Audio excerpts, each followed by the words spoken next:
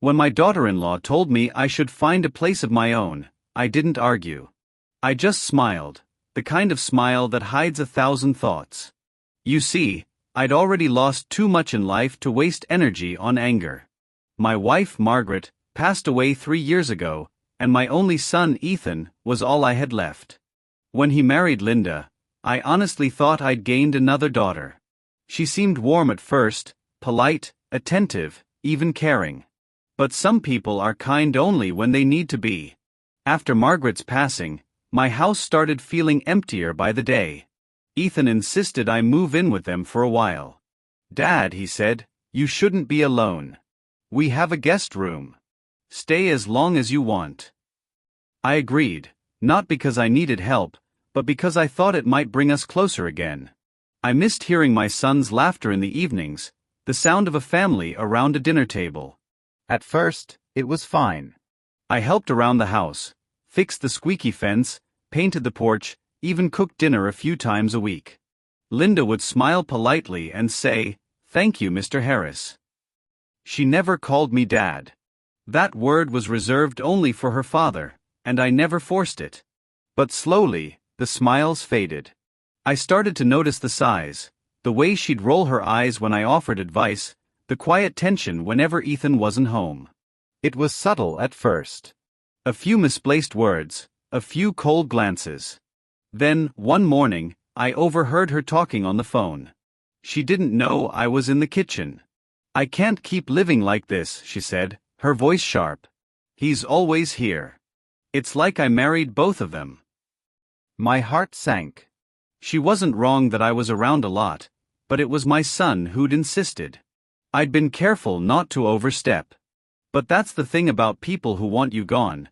They'll find a reason no matter how small. Later that evening, she asked me to join her and Ethan in the living room. She had that practice tone, polite but firm. "Mr. Harris," she began, "we've been thinking, maybe it's time you had your own space again. You know, some independence." Ethan looked torn. He glanced at me, then at her. "Dad, maybe we can find you a nice apartment nearby," he said gently. "It's just, the house is getting crowded." Crowded? The place had 4 bedrooms. I didn't respond immediately. I looked at Linda, and she avoided my eyes. I could have argued. I could have reminded Ethan that it was his mother's dying wish that we stay close. But something inside me told me not to fight. Instead, I nodded. "You're right," I said calmly. "It's time I found a place of my own." Linda looked surprised, almost disappointed that I didn't argue. People like her expect confrontation, they feed on it. When you stay calm, it unsettles them. That night, I packed my bags quietly. Ethan hugged me before I left. "Dad, I hope you're not upset," he said softly. I smiled. "No, son. I'm proud of you. You're building your life. I'll be fine." And I meant it, mostly. But as I drove away, the ache in my chest grew heavier. Not because of being pushed out, but because I realized something. Linda didn't just want space. She wanted control. And that's when an idea, small at first, quiet as a whisper, started forming in my mind. I wasn't going to fight her with anger. No, that's too easy. Anger fades. But quiet strategy, that stays. I found a small rental 2 streets away. From there, I could still see the outline of their home if I walked to the corner. I started rebuilding my life, slow, patient steps. Every morning, I took walks through the neighborhood. I greeted everyone with a smile. I fixed things for neighbors, helped mow lawns, even volunteered at the local community center. Word spread fast that Mr. Harris was a good man, reliable, kind, the sort of neighbor everyone trusted. And then, one morning, while having coffee at the local cafe, I saw a small for sale sign appear on a lawn, directly across from Ethan and Linda's house. I didn't rush. I simply watched. Over the next few days, a few people came to see the property, but no one made an offer. Something about it, maybe the worn-out paint or the aging porch, kept buyers away. But to me, it wasn't just a house. It was opportunity wrapped in silence. 3 weeks later, I made an offer. A fair one, nothing dramatic. The seller accepted. Linda didn't know yet. Ethan didn't either. But soon they would see me again, not as a burden, but as a neighbor. And that, I thought as I signed the papers, would be the beginning of something she'd never forget. Not revenge. Not spite. Just perspective. When I moved into the rental 2 streets away, the silence felt heavier than I'd imagined. The place was small, just a single-story home with creaky floors, faded wallpaper, and a porch that needed sanding. But it was mine, and after years of sharing space, I welcomed the quiet. I remember standing in that empty living room on the first night, holding a picture frame of Margaret and me from our 30th anniversary. Her smile in that photograph had the kind of warmth that could light up a room. I placed it on the mantel and whispered, "Well, love, it's just me again." Grief is strange. It doesn't shout, it whispers. It sneaks up on you in the middle of a quiet evening or during a morning coffee. Sometimes it comes disguised as loneliness, other times as a soft ache behind your ribs. Margaret and I built everything together. We weren't wealthy, but we lived honestly. I worked in construction management for 30 years, and she was a teacher at the local elementary school. We raised Ethan to believe that kindness was strength, not weakness. But somewhere along the way, he grew up into a world that rewarded speed and ambition more than patience and gratitude. Linda came from that world. She worked in corporate marketing, sharp mind, quicker tongue. I never doubted her intelligence, but I often wondered if she valued people the same way Margaret did. Still, I tried. I made room for her ideas. I respected her boundaries. I even stepped back when she wanted to decorate the house her way. But sometimes, when someone's heart is already close to you, no act of kindness can pry it open. My days in the new house slowly found rhythm. Mornings began with coffee on the porch, the soft rustle of leaves, and the sound of distant cars heading toward the highway. I'd watch the sun climb the sky and think about how life, even when it seems to push you away, always offers you another beginning. I started walking to the nearby park. There I met a few regulars, old-timers like me who'd gather near the benches to chat about the weather, politics, or just life. One of them, an ex-firefighter named George, quickly became a friend. He had a blunt sense of humor and a dog named Daisy who loved everyone except mailmen. "New in town?" he asked one morning. "Sort of," I said, sipping my coffee. "Used to live just a few blocks away." He nodded. Family nearby then?" "Yeah," I said softly. "My son lives close." He didn't pry, and I appreciated that. The more time I spent there, the lighter my heart felt. I realized I didn't miss living under Linda's rules. What I missed was Ethan, my son, the boy who used to help me fix the fence and laugh about the smallest things. But when I'd call, he was often busy. "Sorry, Dad," he'd say. "Work's been crazy. Linda's got deadlines. We'll drop by soon." They didn't. I didn't blame him entirely. I could hear Linda's influence even through the phone, the polite tone, the rushed goodbyes. She distanced him from me without him even noticing. But I was patient. I'd learned long ago that time reveals everything, including people's true intentions. A few weeks later, I officially became the owner of the house across the street from theirs. The process went smoothly, almost too smoothly. The seller, an older widow named Mrs. Campbell, was moving to Florida to be near her daughter. She was kind, reminded me a bit of Margaret. "You'll love it here," she said as she handed me the keys. "It's a peaceful neighborhood. The folks across the street are young, just starting a family, I think." I smiled faintly. "Yes, I know." When I moved my things in, I did it quietly. I didn't announce it, didn't wave any flags. I simply carried boxes one at a time, set up my furniture, and settled into my new life across the street from my son and his wife, the very people who thought they'd seen the last of me. The first morning, I saw Linda standing on their porch watering her plants. When she looked up and noticed me across the street, Her expression froze. For a moment, she just stared, as if she couldn't believe her eyes. Then, without a word, she turned and went inside. I chuckled to myself. Not out of malice, but because life, sometimes, writes better stories than we ever could. Over the following weeks, I became part of the neighborhood in ways she never expected. I helped fix the mailbox for the woman next door. I trimmed hedges for an elderly couple down the block. When the community association needed volunteers for the annual street fair, I was the first to sign up. Linda watched from across the street. At first, she pretended not to notice. But soon, I could feel her eyes on me when I was outside painting the fence or chatting with neighbors. People would wave at me, bring pies, or ask for advice. Slowly, I became Mr. Harris, the nice man across the street. And Ethan, he noticed too. One Saturday afternoon, he dropped by. "Dad, I didn't realize you bought this place," he said, looking genuinely surprised. I smiled. Seemed like a good opportunity. Close to you, quiet area, nice neighbors. He laughed nervously. "Linda didn't mention you were moving here." "I figured she wouldn't," I said simply. "Didn't want to be a bother." He hesitated, then hugged me. "You're never a bother, Dad."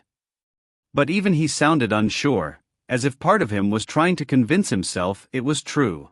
I didn't push to visit their home. I let them come when they wanted. And slowly, I began to notice subtle cracks in their perfect facade. Ethan looked tired more often. Linda's smiles were tighter, forced. One evening, as I sat on my porch, I heard raised voices from across the street. Not shouting, but tense enough to carry through the still night. "I told you," Linda said, her tone sharp, "it's awkward having him there." Ethan sighed. "He's just living his life, Linda. He's not bothering anyone." "It's weird, Ethan. People will think." "Think what?" he interrupted. "That my father lives nearby. So what?" I sipped my tea and looked at the stars. It wasn't satisfaction I felt, it was something quieter. Vindication, maybe. The kind that doesn't celebrate someone's discomfort, but rather confirms that truth always finds its way to the surface. Weeks turned into months, and my home became a small haven of peace. I built a small garden in the backyard, planted roses Margaret used to love, and restored an old wooden bench I found at a garage sale. The days felt calm, filled with purpose again. Sometimes, the neighborhood kids would wave as they passed by, shouting, "Hi, Mr. Harris." And I'd wave back, smiling. Across the street, Linda would often stand at her window, arms crossed, watching. Maybe she wondered why people seemed drawn to me, why kindness cost me nothing but earned me everything. I never said a word to her about the past. I didn't need to. Life was already beginning to speak for me. That winter, a storm hit the town. The winds were fierce, and power went out across several blocks. I had a backup generator. Years of working in construction taught me the importance of preparedness. Around 10 p.m., there was a knock on my door. When I opened it, Ethan stood there, soaked from the rain. Linda was behind him, shivering, holding their toddler wrapped in a blanket. "Dad," Ethan said, "the power's out. Can we stay here for a while?" I looked at them, then stepped aside. "Of course," I said simply. "Come in." As they entered, I noticed Linda's eyes scanning the room, the clean floor, the warm light, the comfort. There was no bitterness on my face, only calm. She whispered, almost to herself, "It's nice here." I smiled faintly. "Thank you." That night, as they sat by the fire, sipping the tea I made, I saw something shift in Ethan's eyes. He wasn't just looking at his father, he was seeing me for who I'd always been. And Linda, sitting quietly beside him, seemed to realize something too, though she said nothing. But I knew. Sometimes, silence teaches the loudest lessons. After that winter storm night, things changed, though not in ways most people would notice. From the outside, life looked perfectly normal again. Ethan and Linda went back to their home across the street, and I continued living mine as usual. But silence carries weight. It lingers after the words fade, reminding people of what they said, what they implied, and what they chose to ignore. Linda had seen my life now, the calmness, the order, the quiet dignity that came from peace. And something about that unsettled her. At first, I thought I was imagining it. But the subtle tension returned, only this time, it wasn't hidden. One morning, I was in the front yard trimming the hedge when Linda walked by with her toddler, Mason, in the stroller. She nodded politely at first, but her smile didn't reach her eyes. "Morning," I said, friendly as ever. "Morning," she replied, pushing the stroller a little faster. A few steps later, she stopped and turned back. "By the way," she said, trying to sound casual, "some of the neighbors were asking if we're related." I didn't know what to say. I smiled. "You can tell them I'm your husband's father. Nothing to hide there." Her lips tightened. "Right. It's just, people like to talk. And it's unusual, you know, for in-laws to live across the street." "Unusual," I said calmly, "but not impossible. Especially when family matters." She nodded curtly and walked away without another word. I watched her go, realizing she wasn't just uncomfortable with my presence, she was threatened by it. Not because of what I did, but because I existed as a mirror she didn't like seeing. Over the next few weeks, I noticed little things. When neighbors invited me to gatherings, Linda would conveniently skip attending. At the community center where I volunteered every weekend, she started showing up too, claiming she wanted to get involved. But her presence wasn't for service. It was for attention. She'd wear her brightest smile, shake hands, and talk about family values, as though her image mattered more than her actions. One afternoon, during a local fundraiser, I saw her chatting with the event coordinator. She noticed me from across the hall and walked over, glass of lemonade in hand. "Mr. Harris," she said sweetly, "I didn't expect to see you here." I smiled. "I'm here every week, actually." "Oh, right," she replied. "Helping with the elderly programs, isn't it?" "Yes," I said softly. "Age teaches you patience. And perspective." Her smile faltered. "Of course." Then, before walking away, she added with a rehearsed laugh, "Well, it's nice you found something to keep yourself busy." I didn't respond. I didn't need to. Her insecurity was doing all the talking. At home, things were shifting too. Ethan began visiting more often, sometimes to drop off groceries, other times just to chat. He'd help me fix the fence or mow the lawn, and we'd talk about his work, his kid, and life. One Saturday, as we were cleaning the garage together, he sighed. "Dad," he said, "I feel like things have been tense lately." I kept sweeping the floor. "Between who?" "Between you and Linda," he said quietly. "She says you've been making her uncomfortable." I stopped, leaning on the broom. "How so?" He hesitated. "She says you're always watching. That you show up everywhere she goes." I chuckled softly. "Ethan's son. I've lived my life long enough to know when not to chase shadows. I go where I've always gone. Maybe it's her who keeps crossing paths." He rubbed the back of his neck. "I know, Dad. I told her you wouldn't do anything like that. But she's been stressed."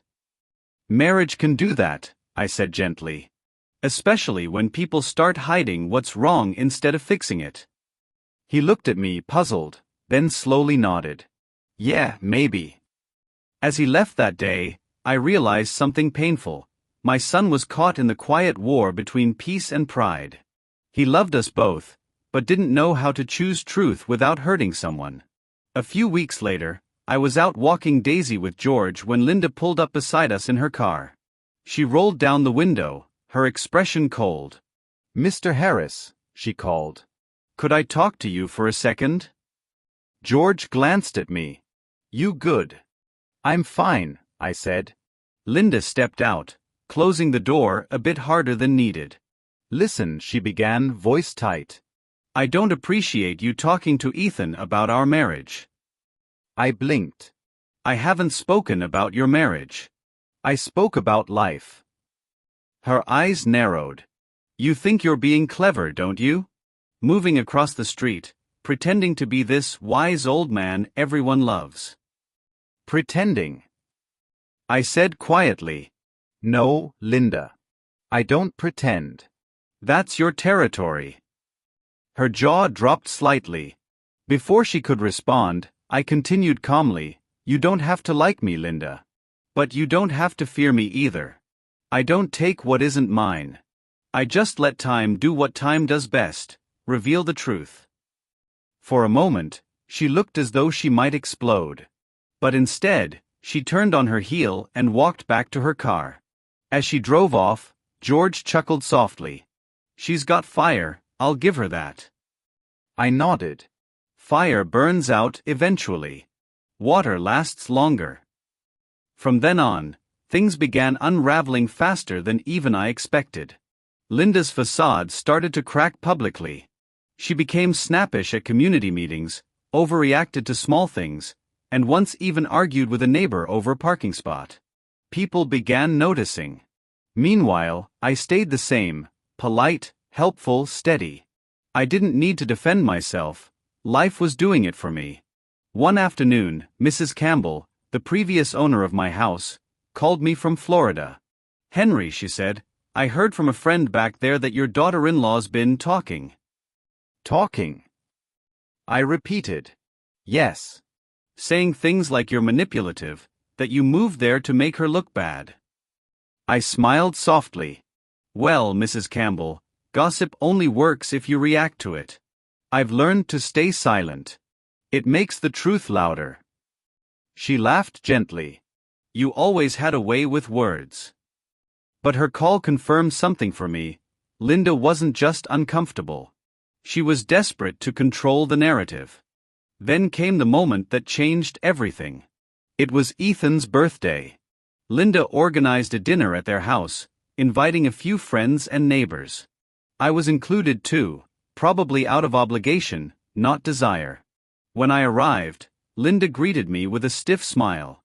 Mr. Harris, she said, so glad you could come. Wouldn't miss it, I replied warmly. The evening started pleasantly enough. People laughed, shared stories, and complimented the food. But halfway through dinner, one of Ethan's co-workers, a kind woman named Rachel, smiled at me and said, Ethan talks about you all the time, Mr. Harris. Says you've become the heart of the neighborhood. I smiled modestly. That's kind of him. I just try to do my part. Linda's smile froze. Well, she said loudly, Dad certainly likes to keep busy. He's made himself quite visible lately. The table went quiet. Ethan frowned. Linda. She continued, her tone sweet but sharp. I mean, some people just don't know how to give newlyweds space, right? A murmur of discomfort spread around the table. I set my fork down gently. Linda, I said softly, space is a luxury you give when there's love. Not when there's distance. Her face reddened. Excuse me. I mean, I continued calmly, you can build walls around your life, but sooner or later, even walls start to feel like prisons. The silence was deafening. Ethan's co-worker coughed awkwardly. The guests quickly changed the subject, and dinner stumbled on. But I saw it in her eyes, the flicker of embarrassment, the sting of exposure. That night, after everyone left, Ethan walked me to the door. Dad, he said quietly, I'm sorry about what she said. I put a hand on his shoulder. Don't be. Everyone reveals themselves eventually. Tonight wasn't about me, son. It was about truth finding light. He nodded slowly, his eyes filled with conflict. Sometimes I think you understand her better than I do. I don't understand her, I said. I just see her. After that night, Linda grew distant, not just from me, but from everyone. Her attempts to control the narrative backfired. Neighbors avoided her, sensing the bitterness behind her smiles. Ethan, meanwhile, began spending more time at my house. He'd bring Mason over to play in the yard, help me with small projects, or just sit quietly after work. One evening, as we were repainting the porch, he said, "Dad, do you ever regret moving across the street?" I looked at him. No. Because sometimes, being near is the only way to help someone see what's far. He nodded thoughtfully, not fully grasping what I meant. But one day he would. Linda's breaking point came unexpectedly. A neighbor's kid accidentally threw a baseball through her front window. Instead of calmly handling it, she stormed out, yelling at the boy and his mother in front of half the street. I was across the road fixing my mailbox. Everyone saw me watching, not judging, just observing quietly. The next morning, there was a knock on my door. Linda stood there, eyes red. "You must be happy," she said bitterly. "Everyone's talking about me now. The crazy woman across the street." I shook my head. No, Linda. I'm not happy. "You've made yourself unhappy enough." Her lip trembled. "You wanted this, didn't you? To humiliate me." I sighed softly. No.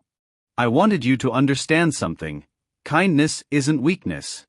And respect doesn't need power to exist. She swallowed hard, unable to respond. Then, quietly, I added, "I never wanted revenge, Linda. I wanted peace." The difference is, peace doesn't need anyone to lose." She turned and walked away without another word. That night, I sat on my porch watching the lights in their house. Through the window, I saw Ethan talking to her, his tone calm, hers defensive. I didn't know what they were saying, but I didn't need to. Some lessons only come when the noise stops and the silence finally speaks. And in that moment, I realized, revenge isn't always about making someone suffer. Sometimes, it's simply about letting them see what they've become.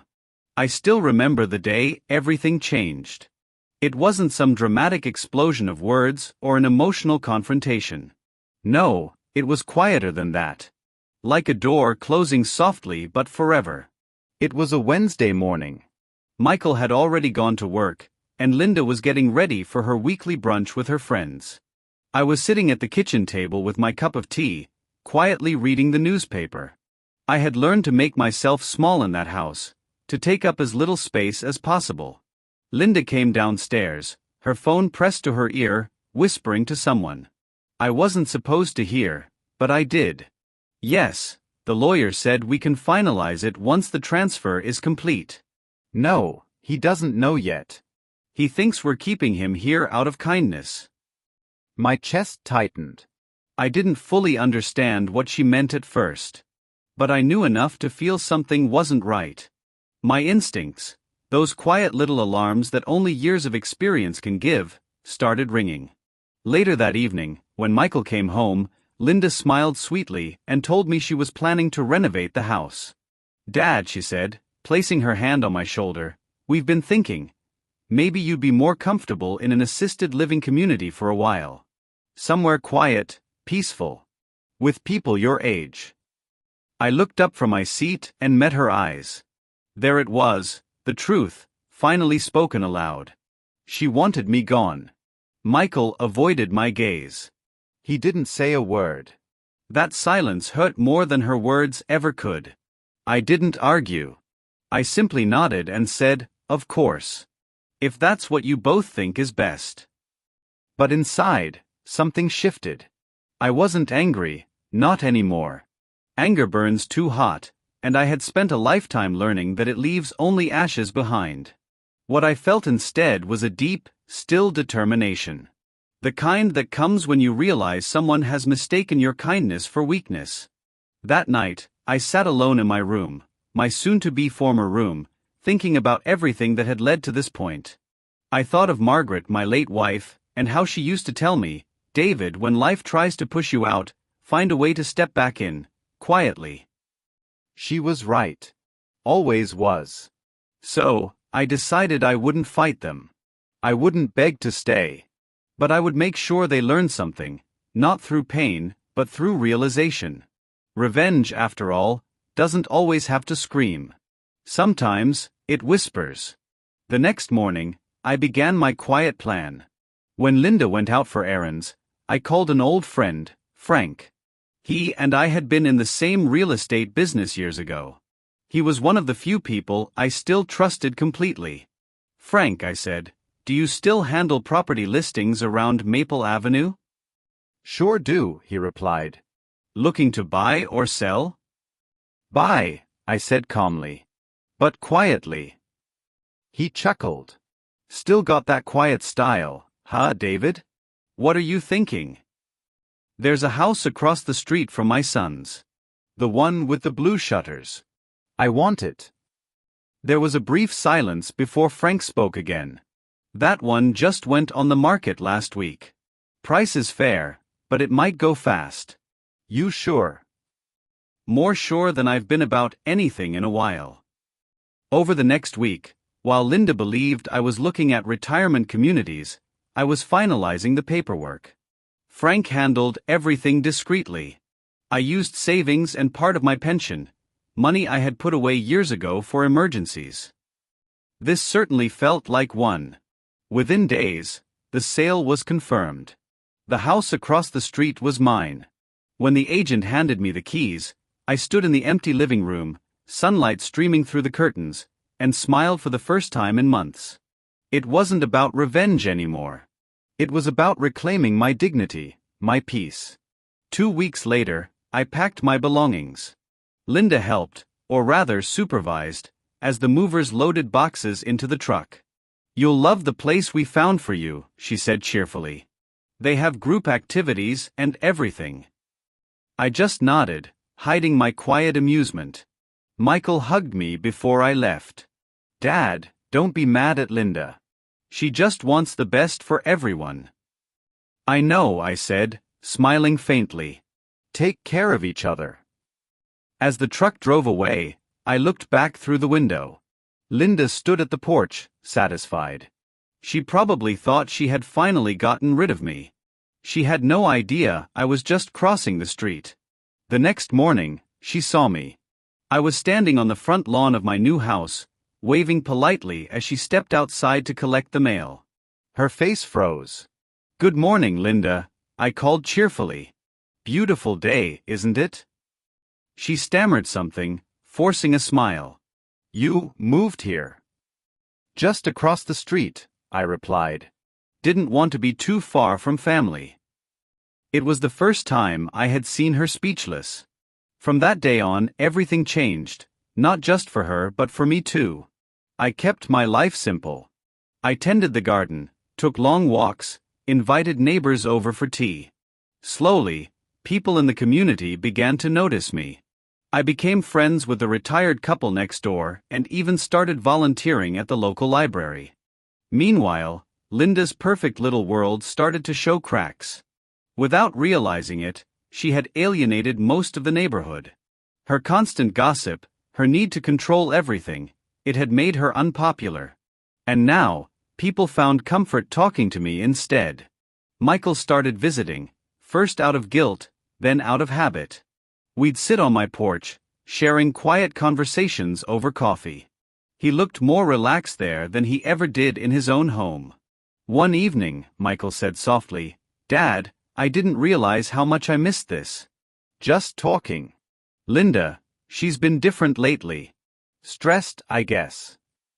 I smiled knowingly.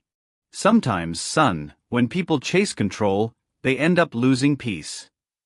He nodded, not fully understanding yet. But he would soon. A few weeks later, Linda came over herself. I saw her from the window, hesitating before knocking. "David," she said, forcing a smile. "I just wanted to make sure you're settling in fine." "I'm doing very well, thank you," I replied kindly. "Would you like to come in?" She hesitated but nodded. Inside, she looked around at the neat, warm space. The smell of apple pie filled the air, a recipe from Margaret's old cookbook. "You seem comfortable," she said, her tone a mix of surprise and discomfort. "I am," I said. "I've always believed peace doesn't depend on where you live, but how you live." There was silence between us, heavy, but not hostile. For the first time, I saw uncertainty in her eyes. She realized then that she hadn't pushed an old man into loneliness, she had simply freed him from her shadow. And that realization was my quiet victory. I didn't need to shame her or speak of what she'd done. Watching her face soften, just slightly, was enough. Sometimes, the greatest revenge isn't destruction. It's living so well that those who wronged you can't understand how you're still smiling. From then on, I lived peacefully across the street, never interfering, never reminding them of what happened. But Linda did the reminding for me. Every time she saw me watering the plants, every time neighbors waved at me and not her, every time Michael came over with that calm smile. She had tried to erase me from her life. Instead, she found me rooted firmly in front of her, living proof that peace cannot be pushed away. And yet deep down, I didn't hate her. I didn't even dislike her anymore. I pitied her. Because no matter how big her house was or how carefully she decorated her world, she had no peace inside. And peace, once lost, is the hardest thing to buy back. That's when I understood something powerful. Revenge doesn't have to break someone. Sometimes it's just a mirror, held quietly, until they see themselves clearly. And that clarity can be far more painful than anger. It's strange how peace changes the air around you. Once I moved across the street, everything felt lighter. The sun seemed warmer, the mornings quieter, and for the first time in years, I didn't wake up feeling like an unwanted guest in my own life. I spent my days in a simple rhythm: early tea, a walk down the street, tending to my small garden, and sometimes chatting with neighbors. There was no bitterness in me anymore. Just a quiet satisfaction that life had placed me exactly where I needed to be. But across the street, things weren't as peaceful. From my porch, I could see Michael's house. Not that I ever spied, I simply lived my life, and sometimes our paths crossed. Yet, even from a distance, I could sense the tension brewing inside that house. The laughter that used to spill out from their windows had faded. The blinds were often shut. Linda, who once greeted the world with confidence, now looked tired, restless. Michael, on the other hand, had started visiting me more often. He said it was just to check in, but I could tell he needed the quiet, the kind of quiet that heals a tired heart. One Saturday morning, he came over with 2 cups of coffee. "Thought you might like this, Dad," he said, handing me one. I smiled. "Thank you, son. Sit down." He sighed, settling into the chair beside me. "Linda and we've been arguing a lot lately. About small things, really. But it's like she's always tense. People who hold on too tightly," I said gently, "often end up breaking what they're trying to protect." He nodded slowly. "She's been different ever since you moved out." I looked out across the street. Sometimes, when people get what they want, they realize it's not what they needed. He didn't reply, but I could tell my words sank in. Over the next few weeks, Michael started spending more time helping me with small things. Fixing the fence, mowing the lawn, sometimes just sitting in silence.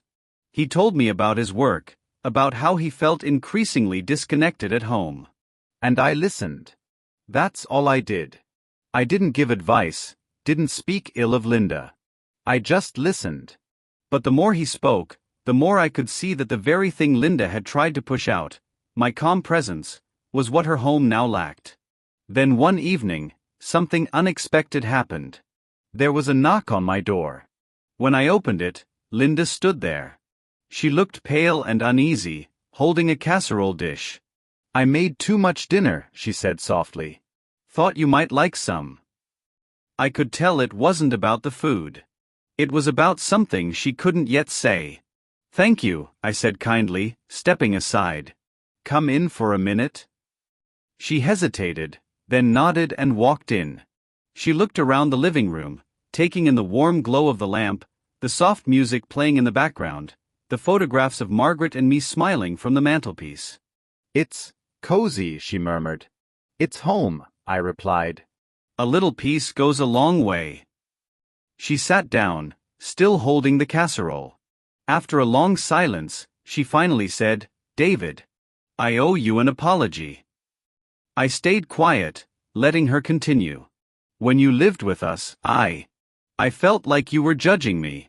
Like you didn't approve of how I ran the house. I wasn't judging, I said calmly. I was just there, quietly.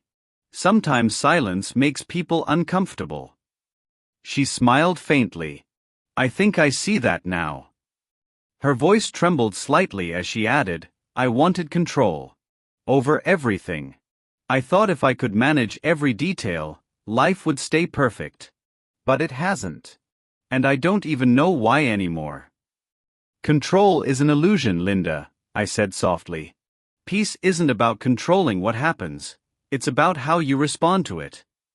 For a moment, she just stared at me. Then she nodded, slowly. You're right. That night when she left, she looked lighter, not happy but relieved. Like a burden had shifted just a little. The days that followed were different. Linda began waving from across the street when she saw me in the yard. Sometimes she'd bring over baked goods or ask for gardening tips. It was a small change, but an honest one. And Michael, he started smiling again. The kind of smile that comes from quiet understanding. He told me one day, Dad, I think Linda's been thinking a lot lately. She even suggested we have dinner with you sometime. I smiled. I'd like that. That dinner came a week later. It was simple, roast chicken, mashed potatoes, and laughter that felt genuine. For the first time in a long time, the three of us sat together, not as opponents but as family. At one point, Linda raised her glass and said softly, to peace, and second chances. I met her eyes and nodded.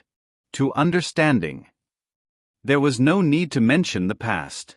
It was already behind us, not forgotten, but forgiven. As months passed, the relationship between us grew quietly respectful. Linda started volunteering at the same library where I worked. Sometimes we'd cross paths in the aisles, and she'd smile, a real smile this time. Michael and I began working on small carpentry projects together. It reminded me of his childhood, the days we'd build birdhouses in the garage, covered in sawdust but filled with laughter. And slowly, I realized something important. My revenge had turned into redemption. Not just for me, but for all of us. Because true revenge, the kind that heals, isn't about payback. It's about letting life show its balance. Linda had tried to push me away to make space for her version of peace.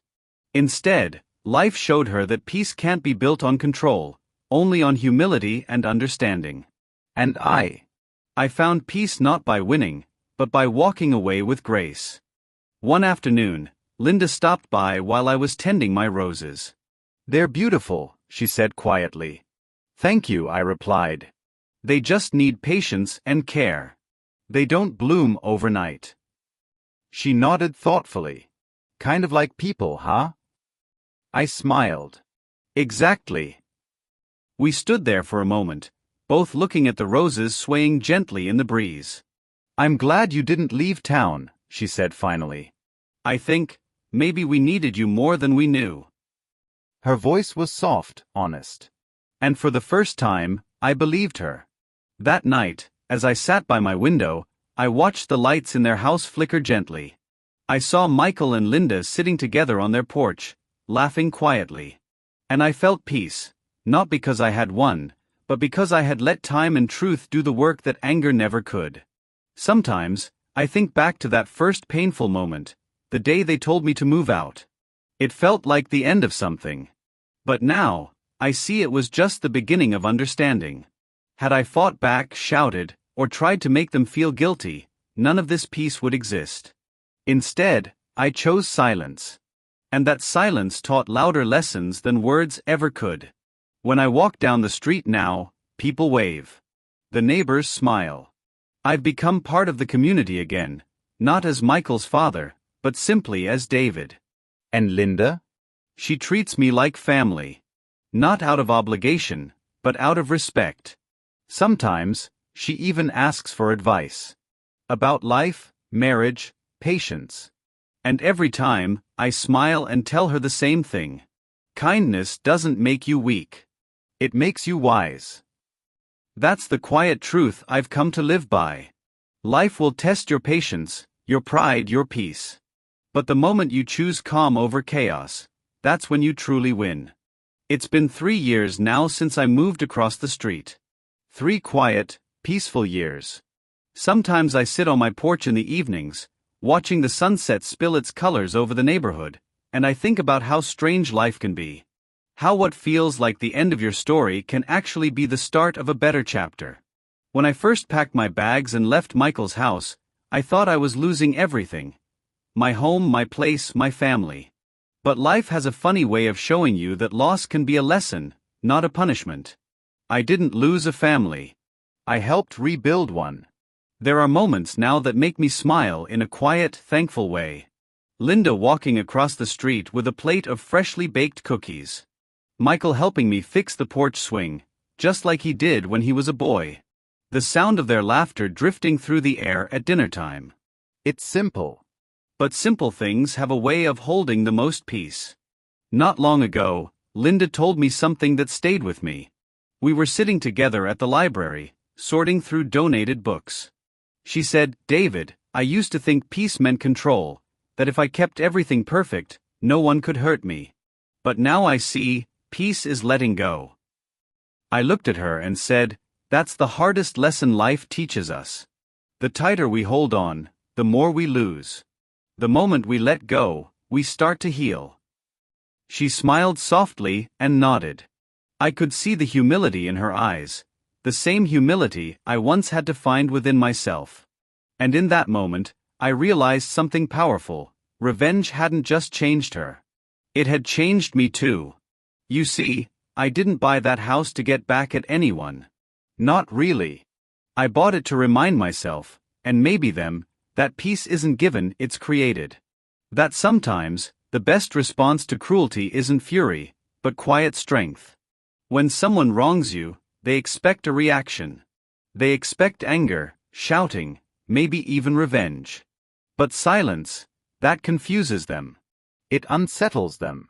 Because silence says, "You don't have the power to shake my peace." And when you hold your peace long enough, people start to see themselves more clearly. That's exactly what happened with Linda. She saw a man she had tried to erase, living calmly, kindly, across the street. She saw a life that didn't crumble without her approval. And that reflection forced her to face her own mistakes. That's not humiliation. That's realization. And realization is the most powerful kind of redemption. These days, I spend my mornings watering the garden. There's something healing about watching things grow, slowly, quietly, without demand. Sometimes Linda joins me. She kneels beside me, planting new flowers, asking about soil or sunlight, and I can't help but think how far we've all come. She doesn't try to control anymore. She listens. She laughs more easily now. There's gentleness in her voice that didn't exist before. And Michael, he's happier than I've ever seen him. He told me one day, "Dad, I think we all needed that break, that reset. You showed us what peace really looks like." I smiled and told him, "Peace isn't what you find, son. It's what you build." He nodded, like he finally understood. Sometimes when I sit alone at night, I think of Margaret, my late wife. I wonder what she'd say if she saw all this. She'd probably smile that knowing smile of hers and say, "See, David? You didn't have to shout to be heard." And she'd be right. Because in the end, peace spoke louder than anger ever could. A few weeks ago, Linda invited me over for Sunday dinner. The table was set beautifully, candles glowing softly. The same table where years ago she once told me I should move out. Now, she pulled out a chair for me herself. As we ate, she said, "You know, David, when I see you sitting there across the street, reading or tending the garden, it reminds me of what really matters. It reminds me that strength doesn't always need noise." I looked at her and said gently, "The quietest people often hold the loudest lessons." She smiled. "You were right about that." We ate in peaceful silence after that, the kind of silence that feels warm, not heavy. When I walked back home that night, I stopped halfway across the street and looked at both houses. One represented the pain of the past. The other represented the peace I found after it. And in between, that quiet little street, stood the path of forgiveness. You know, people often think revenge is about making someone pay. But the older I get, the more I see it differently. Real revenge is about showing that their cruelty didn't destroy you. That you can walk away with grace, rebuild your peace, and let time do what anger never can. Because time has a way of returning everything to its rightful place. There was a day long ago when Linda tried to push me out of her world. Now, she brings me into it willingly. She asks for my thoughts, trusts my opinions, sometimes even calls just to talk. It's not because I forced her to respect me, it's because I showed her that respect starts with how you carry yourself when no one is watching. I never needed revenge in the traditional sense. All I needed was to keep living with quiet dignity, and let life take care of the rest. Looking back, I see now that everything happened exactly as it should. The pain, the humiliation, the loneliness, all of it shaped the peace I have today. If I had stayed in their house, I might have spent the rest of my days as a silent burden. But being pushed out forced me to stand up, to start again, to show what strength truly looks like. And maybe that's what life is always trying to teach us, that the storms meant to break us often end up washing us clean. Now, every evening, when the sky turns golden and the wind carries the scent of roses, I whisper a quiet prayer of gratitude. Not for revenge. Not for victory. But for peace. For the chance to live my final years surrounded by calm hearts and healed relationships. And for the lesson that took me a lifetime to learn. Sometimes silence is the best revenge. Not because it hurts others, but because it saves you. It protects your dignity, your heart, your sanity. It reminds the world that you can't be destroyed by what you've already forgiven. So whenever someone wrongs you, don't rush to prove them wrong. Don't fight to make them see your worth. Just step back. Live well. Let life show the truth on its own. Because one day when they look across the street, they'll see you smiling at peace, untouched by their cruelty. And in that quiet moment, they'll realize what they lost. Not a victim, but a teacher.